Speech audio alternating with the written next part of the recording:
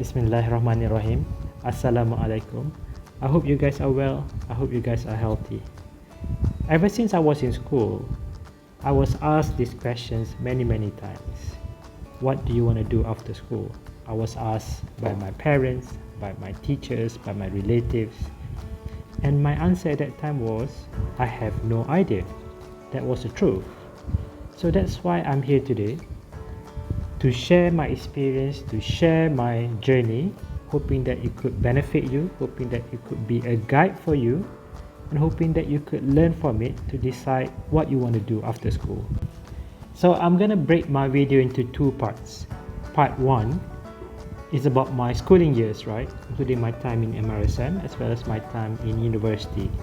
And part 2 is really about my 12 years of career so far. And during these two videos, I will do some reflection on my journey so far, more on what I wish people would have told me, what I wish I knew back then, hoping that you, 1, you do not repeat the mistake I did, and 2, maybe you can do what I did right, and of course you can do it a lot better than I did. So my name is Adlan Arshad. I was born and bred in Kelantan. I went to schools in Kelantan during my early years. I joined MRSM PC in 2001 and graduated in 2002. So I came from a big family. I have a total of 6 siblings, including me. I came from, an average family. We didn't have a lot, but we had enough. So during my schooling years, I have to admit, right, the only reason I studied was really because I was told to, and I was always asked these questions by my mom when she got mad. What do you want to be when you grow up if you don't study, if you don't get a good grades, right? So that created a bit of fear in me, right? And I tried to maintain decent grades, decent result. I wasn't really a Deansley student. I was slightly above average, I guess. But when you're 16 or 17, that type of motivation can only work to some extent, right? So if you really study because of materialistic items, right, which is not wrong, but it will not really push you too far. So this is my first advice to you, right? Start thinking, what is your purpose in life? What is your calling? How are you in your own little way will make this world or this country a better place? And I had that realization, that awareness a lot later in life, right? So if you're able to discover that purpose earlier on, it will be such a powerful weapon that will continuously guide you in the right direction. So now back to my schooling years story, right? Especially in MRSM. I do want to say, and I do feel we are very lucky to be part of MRSM system because it's unique, simply because it's unique. The system is designed to really prepare students for the real world. In MRSM, it's not just about getting good academic results, right? They also prepare you for other skill sets that are very useful and very important in your later life. So you think about it, you have a lot of different things happening in MRSM that doesn't happen in other schools, right? You have cultural week, you have cultural night, you have Minggu Sukan, you have debate, you have all sorts of clubs. You have, BWP system, right, which is the democratic system of student representative. So, and this is what I want to tell you. My second advice, my 2 years in MRSM, I never really made use of that opportunity, to be honest. I was a bit of a, I guess, naughty student in a way. I never take advantage to improve myself, right? Especially in non-academic areas. For example, my English skills. I had friends from KL, Selangor, JB, who are more exposed, who can converse in English a lot better than I did, right? And I never used them to really practice my English, right?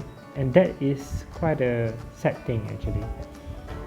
And it felt very awkward to me to speak English at that time. I was just a Cantonese boy, right? So this is my second advice, guys. Make use of all those different opportunities in MRSM system. Make use of all the different demographics or different walks of life you have in MRSM. Learn from each other, right? Because that is going to be very, very useful and very important. And trust me, when you go into universities, when you go into the working world, right, it's going to be a completely different world where being book smart can help you maybe just a little bit. You need other things, right? You need other skill sets like presentation skills. You need a skill set on how to build rapport, how to build relationship, right? How to network with people, how to work with people, you know. Those are the very important things to help you to cross the finish line. Book smart can only take you just, you know, a few steps across, right? So keep that in mind. So having said all that, right, please remember to enjoy your experience in MRSM. I know that I did, right? And please enjoy it in a constructive way, you know. To all the boys who always still like to fly every night to whatever stall that you guys have now. Well, my advice is always have a balance, right? I do believe in a good inclusive experience during your schooling years, but have a good balance, and that is very important as well. Okay guys, moving on. So despite my average achievement in school, right, I was lucky to be offered a scholarship to go to the US to study engineering. I was really reluctant at first, to be honest, because I mean, come on, I was just a Cantonese boy who barely can speak English, right? I was at that time I was already accepted in UTP as well, University Technology Petronas, right?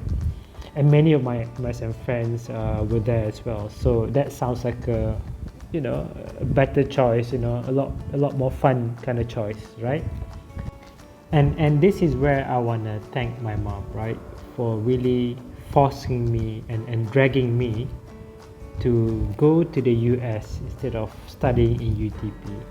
I mean, UTP is a great place, but there are a lot of things, good things that happen out of my studies overseas, and I'll tell you why in a second. So guys, I studied in Pennsylvania, that is the east side of the US, right? There were only 5 Malaysians at that time in my batch, and I want to share my interesting experience during my first day of my university life in the US, right? I remember clearly it was Chemistry 101. A week before the class started, we all received an email from the professor saying that please do some reading from page A to B, you know, and answer some questions from the textbooks, right? And submit it when the lecture ends and when the class ends. You know, being a Malaysian, my first impression was it doesn't make sense at all to do some studying or reading on your own, even before the classes start, right? It doesn't make sense at all. So obviously I didn't do anything. So come the day I walk into the class, I received my first lecture in the US. There were maybe 150 students in the lecture hall. And the professor after the class said, okay, now students, please submit your homework. And to my surprise, everyone, I can tell you, 99% of the class went to the front and put in their homework, right? Put in their assignment. That was quite an eye-opening experience to me. So this is my third advice to you, right? It's about discipline, a high level of discipline. Try to form that discipline very early in your life, right? It's never too late to start. You're still very young, don't worry. But that discipline will really help you to be resilient, to be persistent, right? And of course, it's not an easy thing to do. I can tell you that. And that's why I want to link it back to my first advice, if you still remember, right? Trying to understand and have the awareness or realization what is your purpose in life, because everything is interrelated, guys. Everything is connected, right? So if you understand your purpose, your calling in life, you will then have a very high level of discipline to execute and to achieve your ambition. So I initially studied mechanical engineering, but later on during my university years, I was introduced to a different kind of engineering, which is industrial engineering. At that time, it was not really, I don't think it was available in Malaysia, so I know nothing about it. But after learning about it, I feel that this is a better fit for me, right? I don't have, because I was under scholarship, so I don't really have a flexibility to just do anything I like. It still has to be in engineering. But I decided to then pursue industrial engineering. So what is industrial engineering? The way I look at it, if I simplify it, is really a combination of a technical study as well as the other softer element or the human element, right? It really looks into efficiency. It looks into how you want to design a system that works best. It's not just the technical part. They also consider the human part of it, right? And I think that's what I like, or that's what draw me to industrial engineering, and that's what I did. And guys, I can tell you, looking back, right, that was really one of the earlier points, starting points of a process to get to know myself a bit better, right? To then understand what is my passion, right? You think about the first question I asked in my video. What do you want to do after school? And to me, when you're 17 and having to commit to doing just one thing for the rest of your life, that's really scary to me. But the good news is you don't have to, right? There are so many examples, so many people out there who are now doing different things than what they study. And that's the same with me. I realized what I studied really was fundamentals and basics to just really help my problem solving skills, to help me think in a more structured manner. But eventually, as you graduated, you realize that, the 4 years in college or 5 years in college or in universities prepares you very little for the working world. So my point is this, guys. When you're 16 or 17, it is still okay to not have a crystal clear idea on what you want to do in your life. It is okay if you do not want to commit to doing just one thing for the rest of your life. But you have to ask yourself the big question, right? What is your passion? And speaking about passion, right? Typically, passion is generated from interest, and interest is generated from what you know, right? And I do urge you and implore you to really expand your thinking, your knowledge base, right? Expand it a bit further. Think about it this way, guys. Think about the jobs in the future, right? And nobody can tell the future, that's for sure. But if you're able to expand your knowledge, by reading, there are a lot of materials online. But if you read, you will know there are certain trends that are that will give you indication on what the future jobs will look like, you know. A lot of items now are based on technology, right?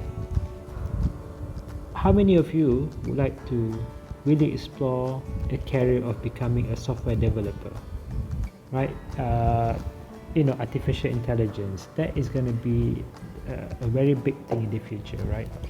Machine learning, you know, having a algorithm, a program that can really learn by the data, with the data that's being inputted. So the last thing I want to say is this: if you decided to study something, but you then realize you want to do something else as a career, that is also okay, because that's what happens to me as well, right? And it also happens to a lot of other people. But the important thing is to understand that when I studied my engineering degree, right, even though I'm not putting it in practice now, but that time, that 4 or 5 years of my university life really shaped who I am today in terms of my problem solving skills, in terms of my curiosity, right, in terms of my willingness to learn, willingness to continuously learn. That's very important, because the learning never stops, guys. So it's more of shaping who you are, you know, to have a solid foundation, so that when you go into the working world, you go prepared, you know, with all the necessary tools, necessary weapons, and the necessary attitudes and mindset, right, to face on the challenges that's coming ahead of you. So I hope you enjoy part 1. I tried to share, you know, my experience in a very brief way, my journey from school and in university as well, and like I said, along the way, you know, what are the kind of advices that I would share with you guys.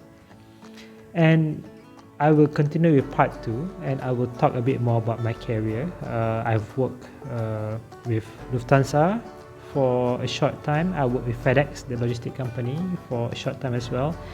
And I've been working with Shell, the energy company, for almost 9 years now. So yeah, if you like to know more, you may look at part 2, but if you don't, that's fine, you know, that's completely fair as well. So take care, guys, and remember, be safe. I wish you all the best, and Assalamualaikum, and God bless you. Thank you.